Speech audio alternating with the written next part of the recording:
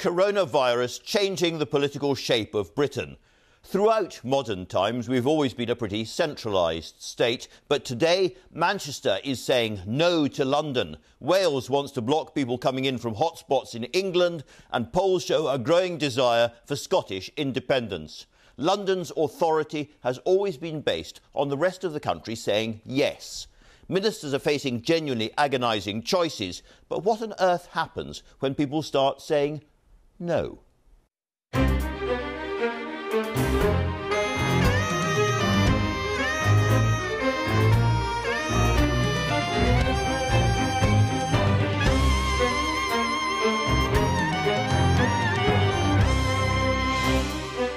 Well, this morning I'll be speaking to the rebellious Mayor of Greater Manchester, Andy Burnham, and to the Cabinet Office Minister, Michael Gove, also in charge of preparations for no trade deal with the EU as talks break down, by his opposite number, Labour's Rachel Reeves, and by the sage behavioural advisor, Professor Lucy Yardley.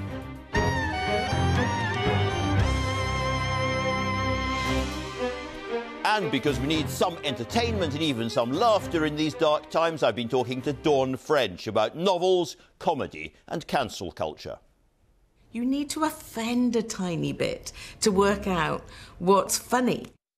Reviewing the news this morning, the BBC's newscast presenter Adam Fleming and Katie Balls, Deputy Political Editor of The Spectator. So, a busy morning ahead, and we begin as ever with the news from Roger Johnson. Thank you, Andrew. Good morning. People who are told to self-isolate through NHS Test and Trace may have their contact information shared with police. It is a legal requirement for people to self-isolate after a positive test, and the government says that forces could be given people's contact details if they're suspected of flouting the rules. The British Medical Association has warned that it might put some people off being tested. Conservative MPs in the Greater Manchester area have reacted angrily to a letter sent by some of their colleagues to the Labour Mayor Andy Burnham, urging him to engage with the government's regional approach towards coronavirus restrictions. The letter, from Tory MPs representing seats at the lowest tier of the COVID alert system, argues a regional approach offers protection to businesses in low prevalence areas. They suggest that Manchester businesses would close under either a regional or national lockdown. People are due to gather in cities across France later today to show solidarity after the killing of a teacher in a terror attack near his school on Friday.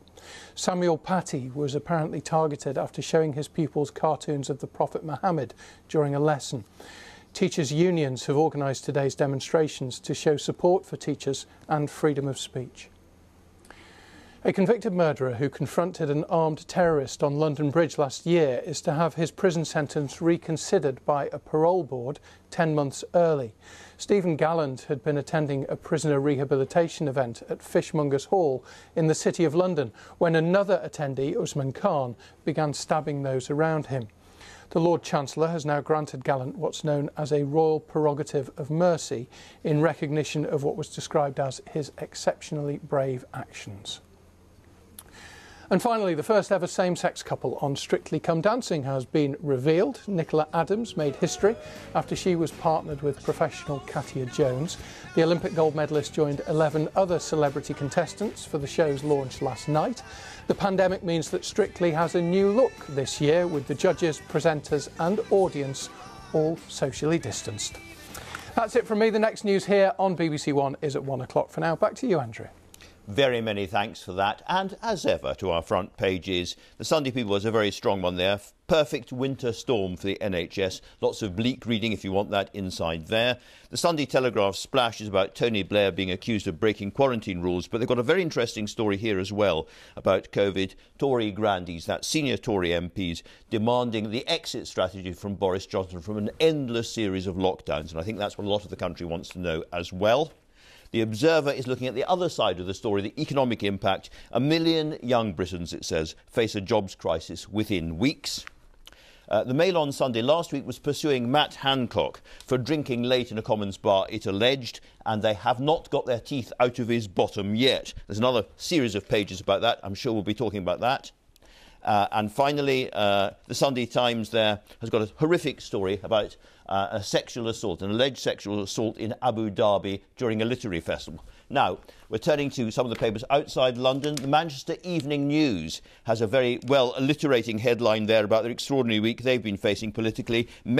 Melodrama, melancholy and madness, it says, inside Greater Manchester's lockdown battle with the government. And it is a cracking good read. The picture you may be able to see there shows graffiti in Manchester saying, "The North is not a Petri dish." The Journal in Newcastle, where I learned my trade a long time ago, its headline is "A week to prove Tier 2 is working in the North East." So an awful lot to talk about. Adam, let's start with the Manchester Evening News.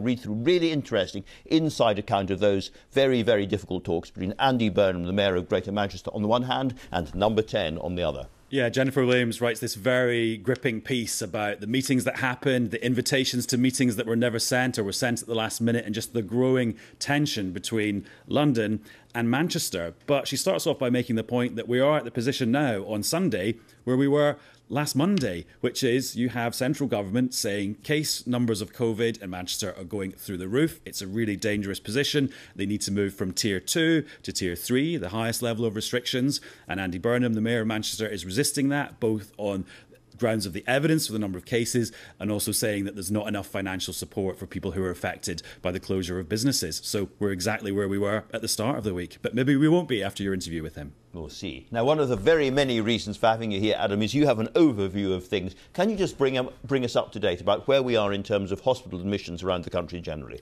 So on Friday, about 1,000 people were admitted to hospital because of COVID symptoms. That is a long way off the peak at the beginning of April, when it was about 3,000 people per day. There's regional variability, as you would expect, in places like Liverpool and Manchester, where the cases are high. The number of people going into hospital is higher. Close to being overwhelmed there yet? In Liverpool, some doctors were saying that they were maybe at 90% capacity for intensive care, so it is looking quite tense there.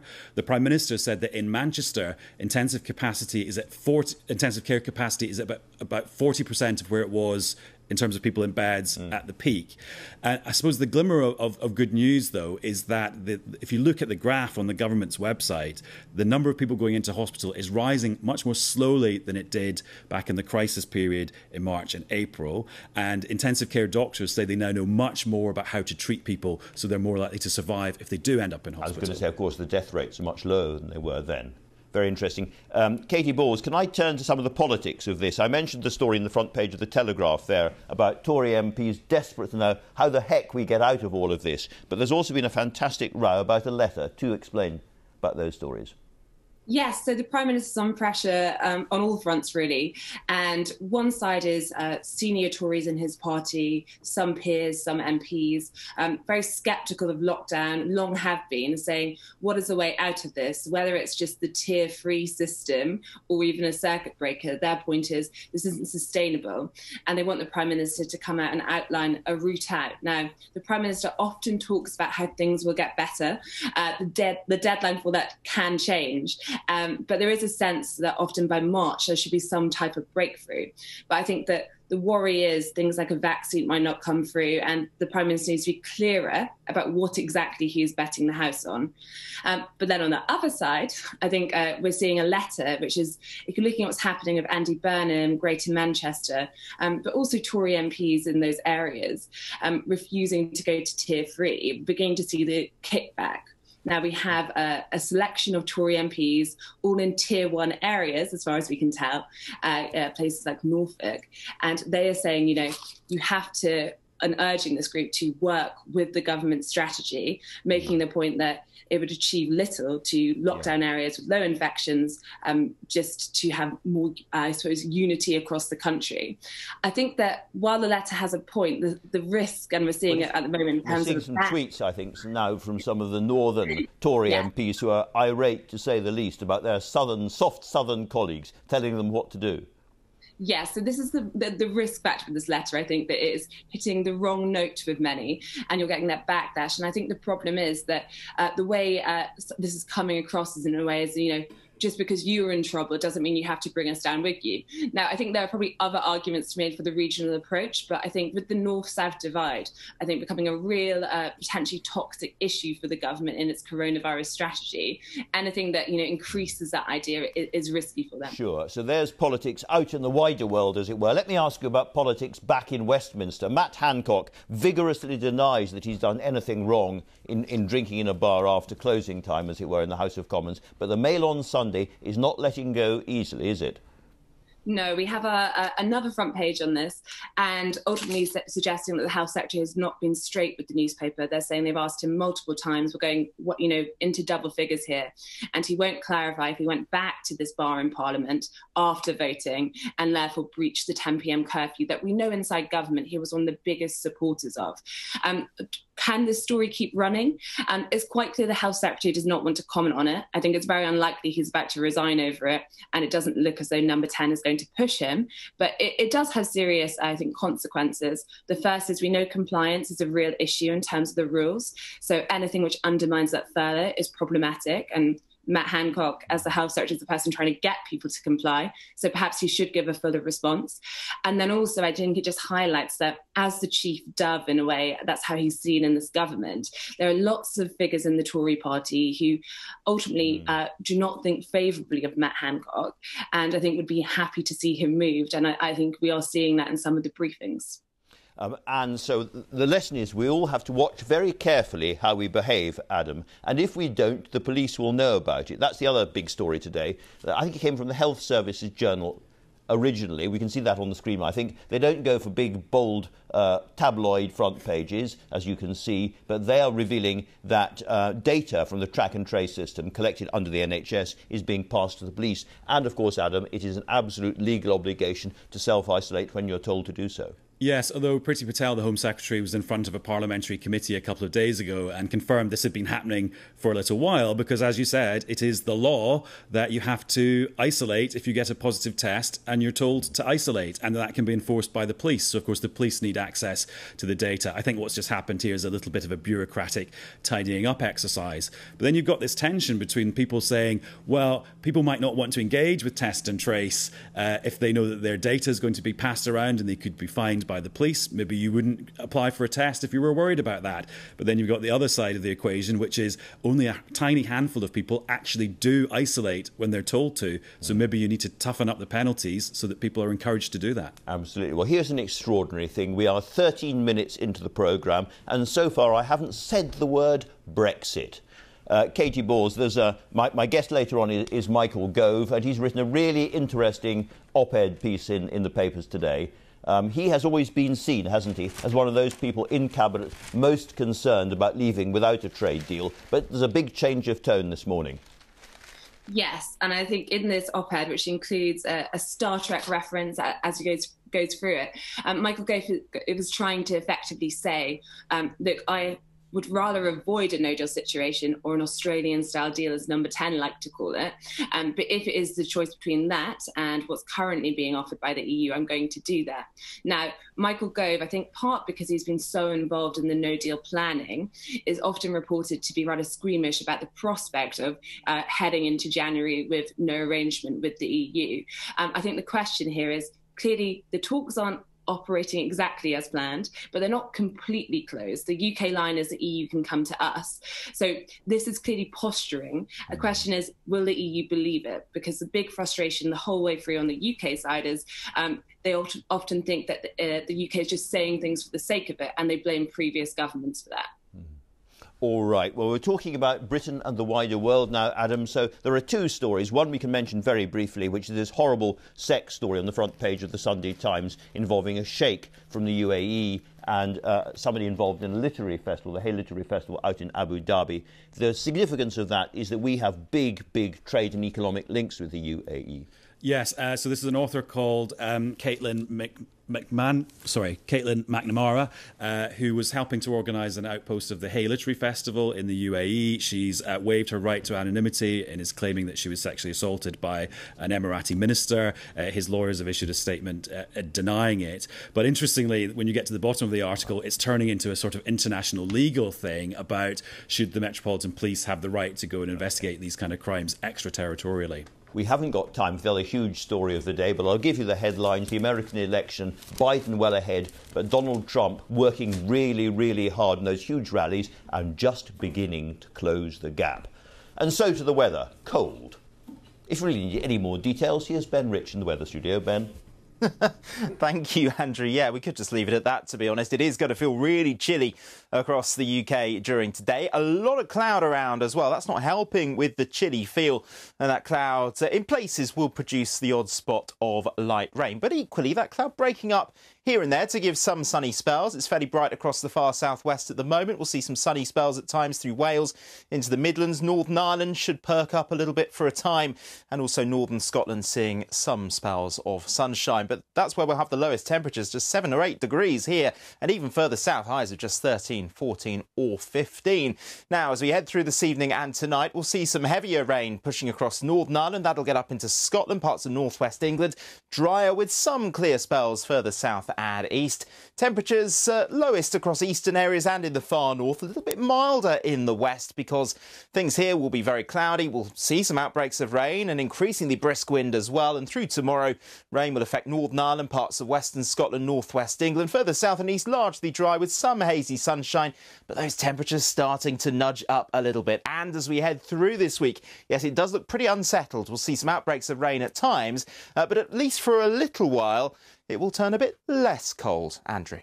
And it can't be that cold at the moment because Andy Burnham is in his garden, in his shirt sleeves, in Lee. He is, of course, one of the great survivors of Labour politics and now Mayor of Greater Manchester. He refuses to accept moving his area into the highest level of restrictions without more money. It's been great political theatre, his Petrograd moment. But is this in the best interests of people in the city? He joins me now. Andy Burnham, welcome. Before we start, probably, can I ask you, do you expect to speak to the Prime Minister later on today?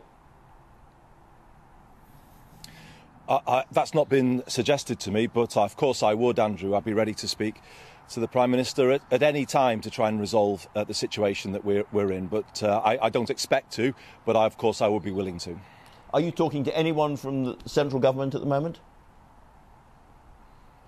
I was due to speak to Sir Ed Lister today, so that's the call that I was expecting to take later this morning. But beyond that, Andrew, I mean, obviously I'm ready to speak to ministers to try and resolve the situation. But so far, that's the only call that I'm expecting today. This is a very dangerous standoff, obviously. Is there anything that you can offer ministers today that might help achieve a deal? Well, it's a very challenging situation, but can I just say, Andrew, that this is all about the health of the people of Greater Manchester. We were the first in the country, myself and the 10 leaders here, to accept local restrictions, and that was 3 months ago.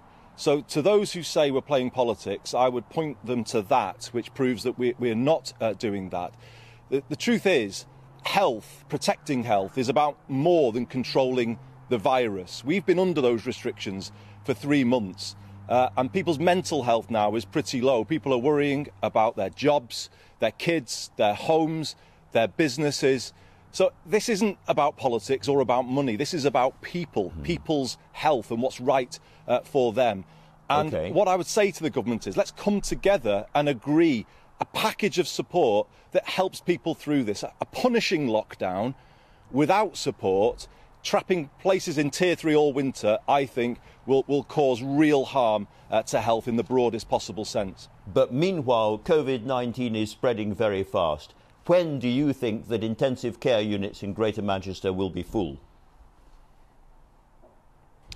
Well, I checked the figures this morning, Andrew. There are currently around 62 people in intensive care in Greater Manchester, give or take. I mean, it's in that ballpark. Back in April, it was over 200, around 220. So we're in a different position. There were 4 hospital admissions of people with COVID to hospitals in Greater Manchester yesterday. So it's a serious situation.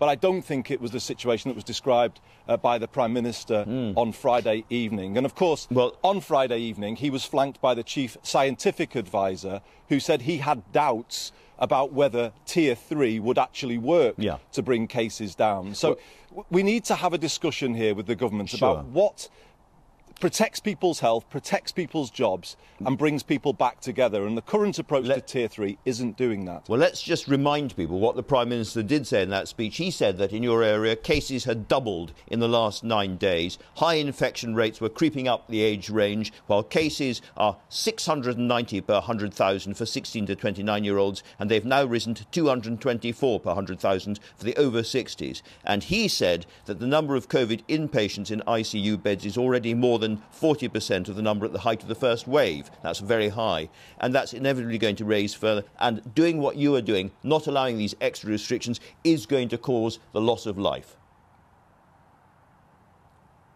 Well, I think it was an exaggeration on the position that we're in. As I've just said to you, Andrew, of course it's a matter of concern, and we watch the figures very closely indeed.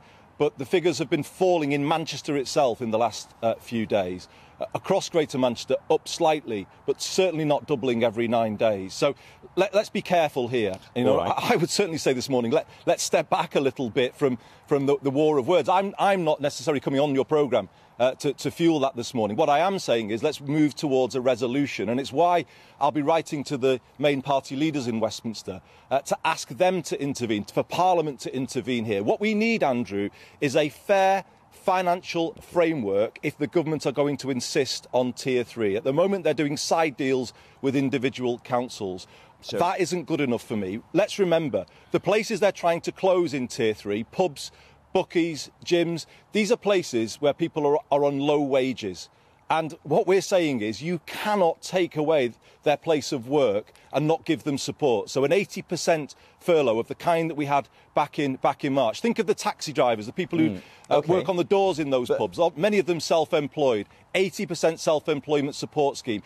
This is not just Greater Manchester's fight, Andrew. This is everyone's concern, because everywhere could end up in Tier 3 over the course of this winter. So what I would say to everybody is, support us in this. I would ask your viewers to contact their MPs to support us in this, because it's about taking the country fairly through a very challenging winter. If we don't put in this support, Tier 3 will create a punishing lockdown in the poorest communities. Andy Burnham, I hear the passion. I understand exactly what you're saying. But if there is going to be a conclusion of this argument, you have to give some kind of ground, surely. You can't simply say, give us our money or we won't talk.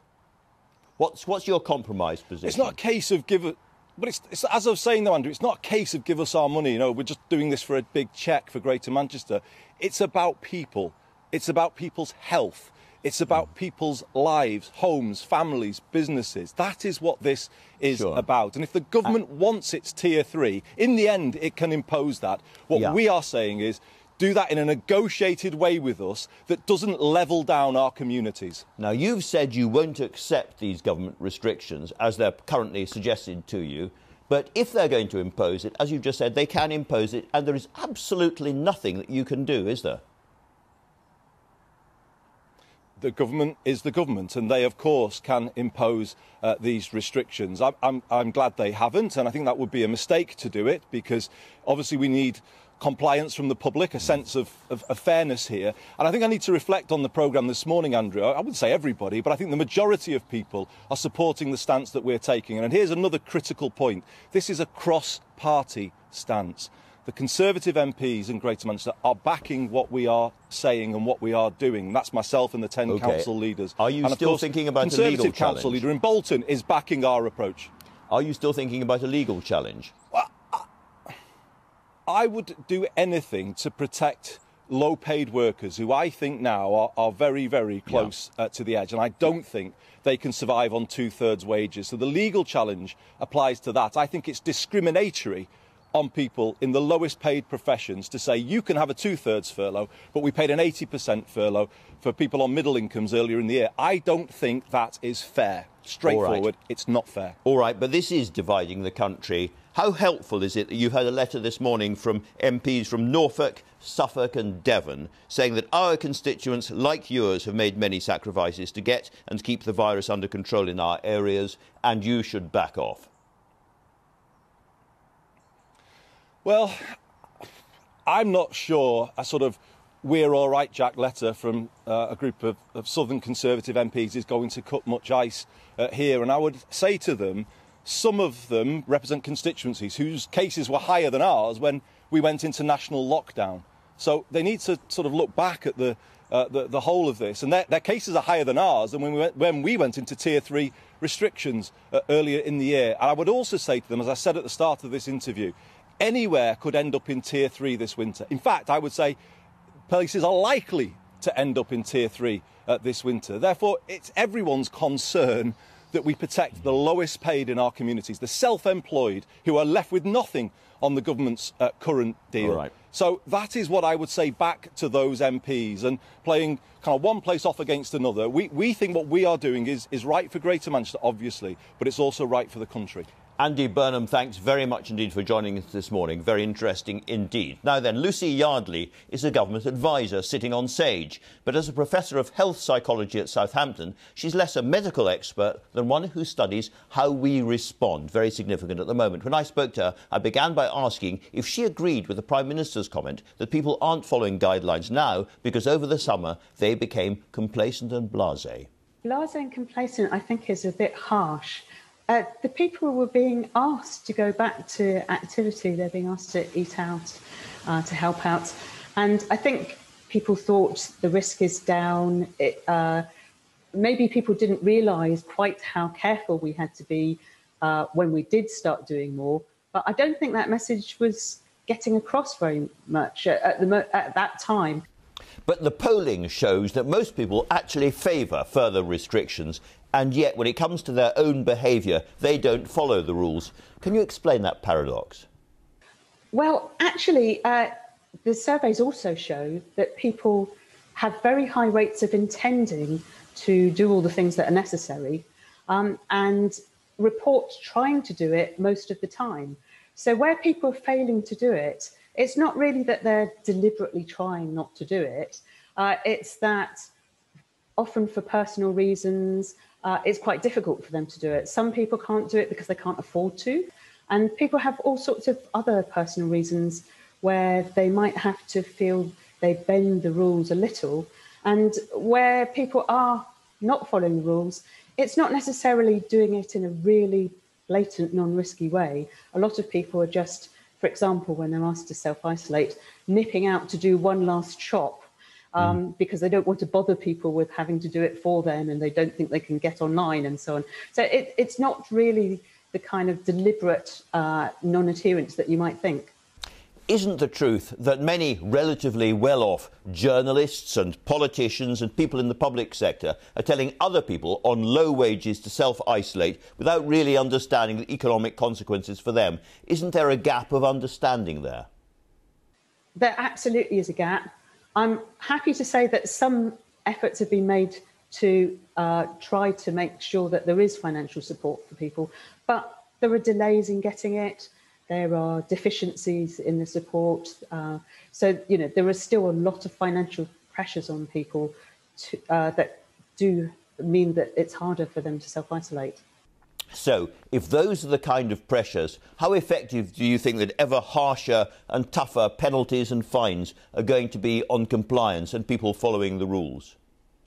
I think the effect of fines is very likely to be that people will be afraid to report any symptoms because the consequence could be that not only them, but family members and work colleagues would be asked to self-isolate when they really couldn't afford to. So there's a real problem with fines.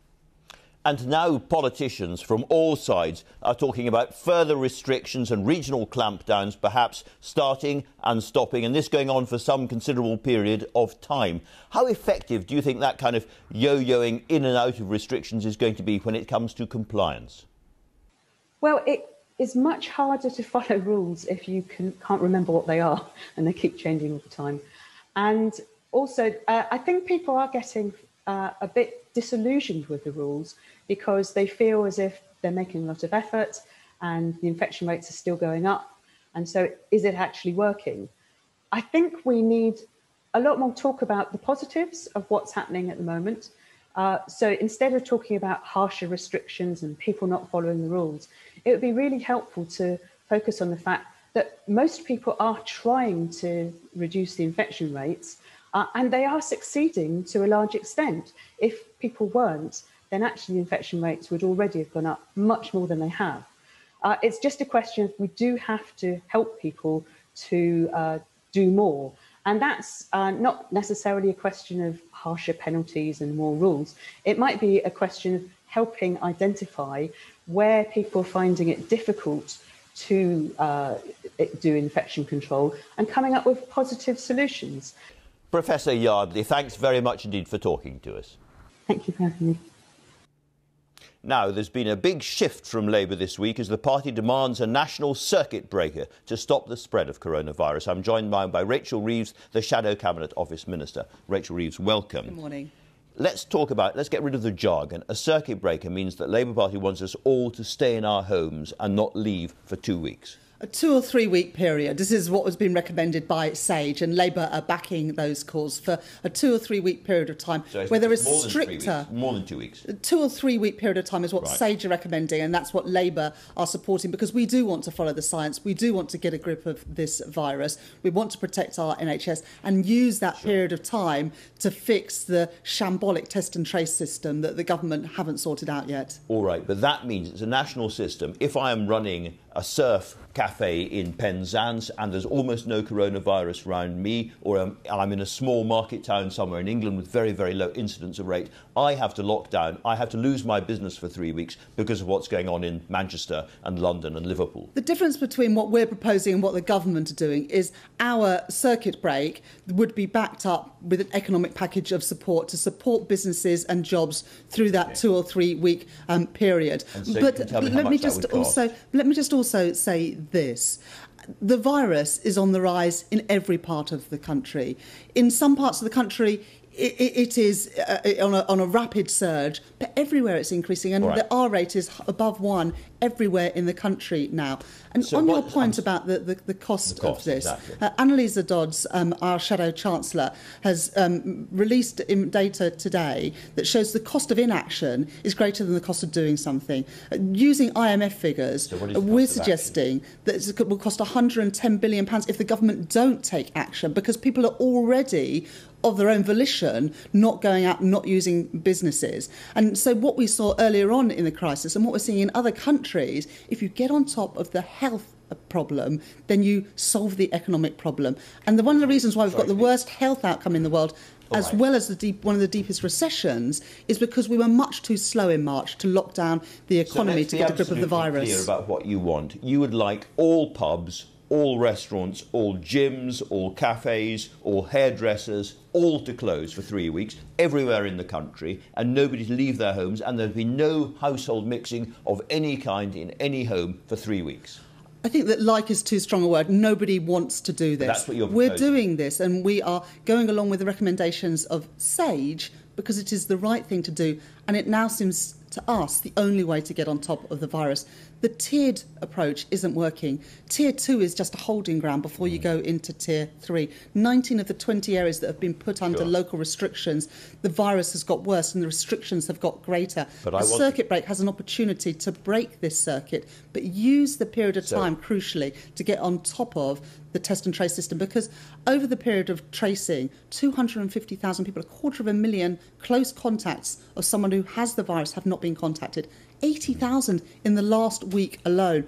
The Serco test and trace model is failing. Sack Serco and give those responsibilities to local communities. I just want to test your proposal. Now, you said 2 to 3 weeks, but we know because of the lag that you can go 2 to 3 weeks of circuit break, and at the end of that, hospital admission rates could be rising quite fast possibly, deaths could be going up, and infection rates could still be going up. In those circumstances, you say to us all after 3 weeks, OK, back to life as normal, or do you go back into another one?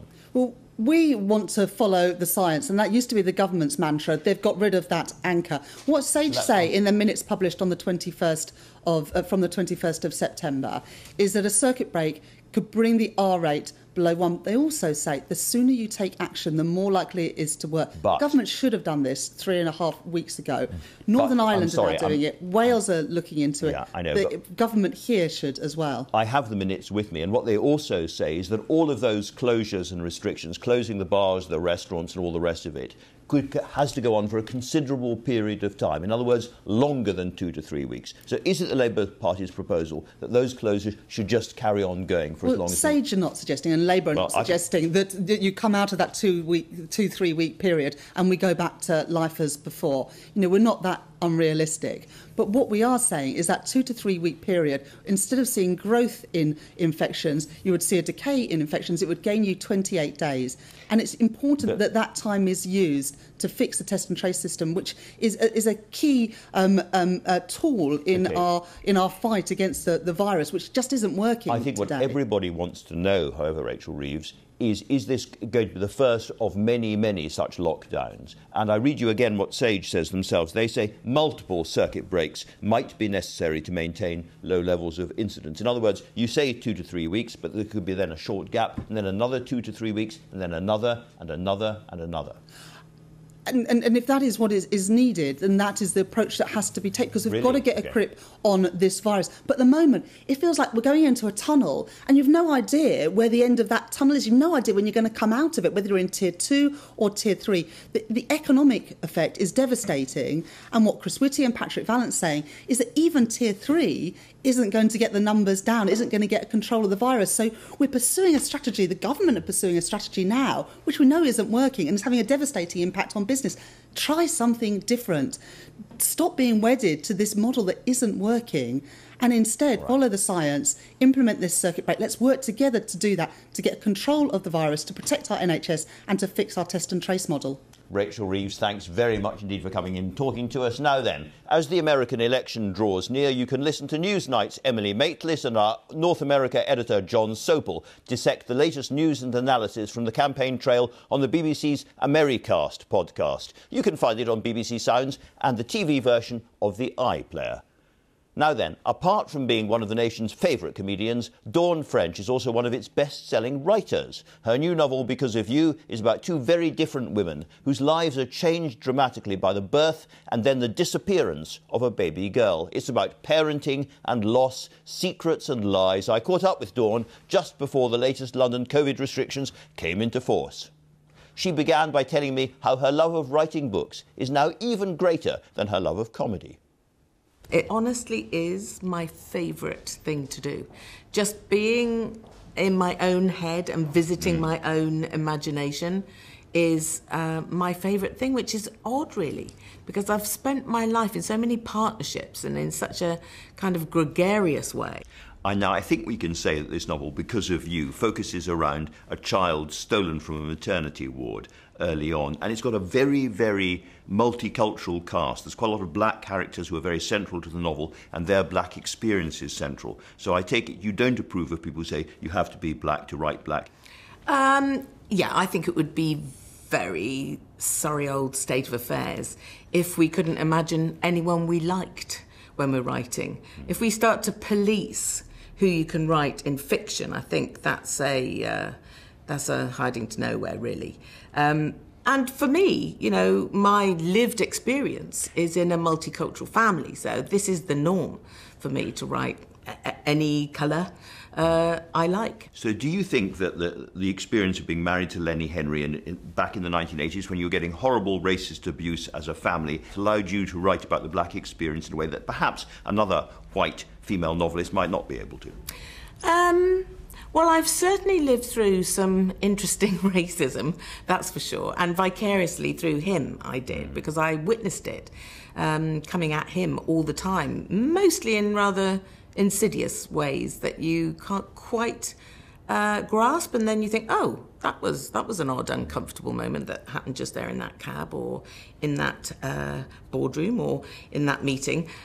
So quite often I reflected back on it and thought, yeah, I was witness to something there. And that is really what I think we're waking up to now, is that this kind of racism that's around us all the time. Now, obviously, if you are a black person, you can write with a more authentic black voice. Well, you most certainly can. But I'm allowed to imagine anybody I like. And you've said recently, I'm glad I'm not a young comedian these days. Why? I fear a little bit for our cancel culture, if you like. I worry that, especially in comedy, where you need to flex your muscles a little bit, where you need to live on the edges of propriety, you need to offend a tiny bit to work out what's funny. Yes. Those are the people, the dangerous, all the way back to Lenny Bruce and Richard Pryor and people that I've always really enjoyed. The edgy people are the people that plough the furrow for the rest of us. Alexei Sayle would be another example. You go there and you say, you can't, he's just said it. Yeah. You can't say that. Yeah. You can't say that. These days you can't say that. No, and it's a shame because I think, my opinion is say what you want to say, be free to say anything, and then everyone can be free to have a go at you. Or to have a go at you, to challenge you, or to tune out from you. Yes. And for any comedian, that's the biggest punishment. If nobody wants to listen to you anymore, then I think you've got the message. Dawn French, thanks very much indeed. Thanks for having me. The great Dawn French there. Now, my final guest this morning is the Cabinet Office Minister, Michael Gove. Michael Gove, welcome. Are you going Good morning. Good morning. Are you going to impose new restrictions on Manchester? Well, we hope to agree a new approach with Andy Burnham, the Mayor. I listened to what Andy said earlier. I'm sure that he wants the best for the people of Greater Manchester. We certainly do. So I hope that we can find a way through together. Isn't it time for the Prime Minister to call him today? Well, the Prime Minister's team have been constantly in touch with Andy and his team, and the sort of outlines of what we want to do are pretty clear. We recognise that the so-called Tier 3 restrictions on their own in some parts of the country are not enough. What we want to do is to work with local authorities and local leaders in order to find the right approach, so there's the maximum amount of local cooperation and buy-in, that we use both their knowledge on the ground and the support of central government to get to the right outcome. And the sooner we get to the right outcome, the better it is for the health and indeed the economy of the people of Greater Manchester. But to be absolutely clear, you say you hope not to impose restrictions, but if you can't get agreement, will you?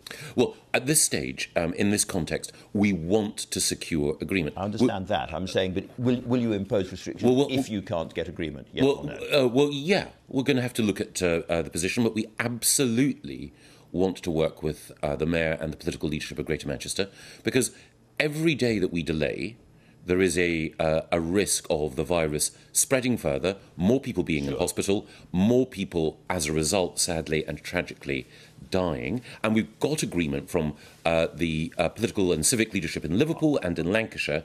Greater Manchester, we want to bring on board as well. Did you bully and cajole those leaders to get agreement from them? No, we worked effectively, I think, and cooperatively with them, because there's a widespread recognition that unless we deal effectively with the virus in those areas where the incidence is high, then we won't be able to improve the health of all.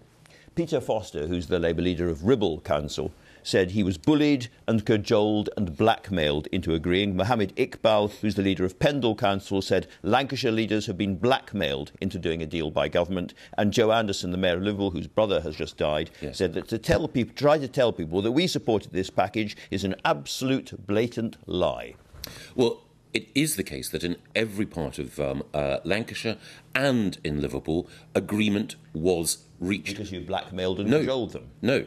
It's because we, A, were very clear about the public health problem, and B, provided economic support. I was listening very carefully to Andy Burnham earlier, someone I like and admire, but he was simultaneously saying that on the one hand, the incidence of infection in Greater Manchester was falling or under control, so we didn't need restrictions, but if enough money were given to Greater Manchester, then he would accept them. So there's an incoherence in the approach of some politicians in this matter. The government is perfectly clear.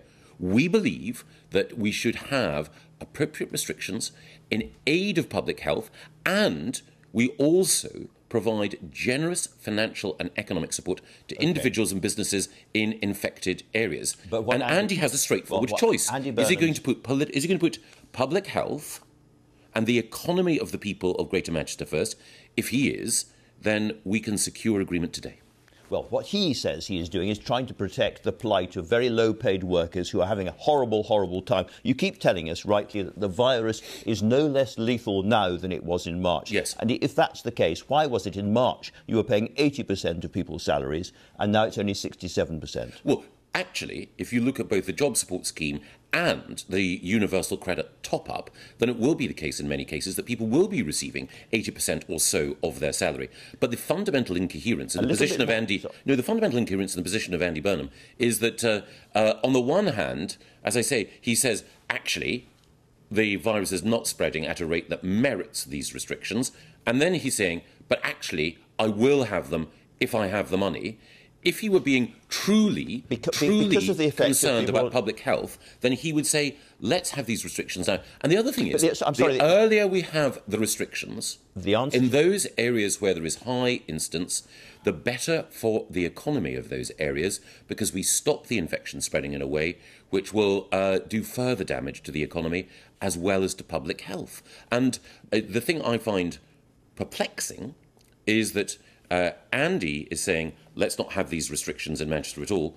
But Rachel Reeves, for Labour, nationally, is saying, let's have even tighter restrictions than those we'd have on the whole country, with an economic package behind it. On the whole country. With an economic package behind it. I come back to the point. But again, Labour have not spelt out what it is that is wrong in the level of economic support that we're providing. And additionally, as your questioning brought out, how does it help us to defeat the virus where incidence is high if businesses in areas where the incidence is low are closed? And again, Labour's position is not just different in London and in Manchester, it's different depending on which day you ask the question. So last week we had a case where Labour... I have to ask occasional questions. That's kind of the way it works. But, I have to give comprehensive answers. You certainly do. You're certainly giving comprehensive answers. And we're hearing another one of them now. Different positions. They voted... they called for restrictions. They were asked if they could vote in favour of them. They declined to vote in favour of them, and now they're calling for stronger restrictions. Rishi Sunak said, whatever it takes. Yes.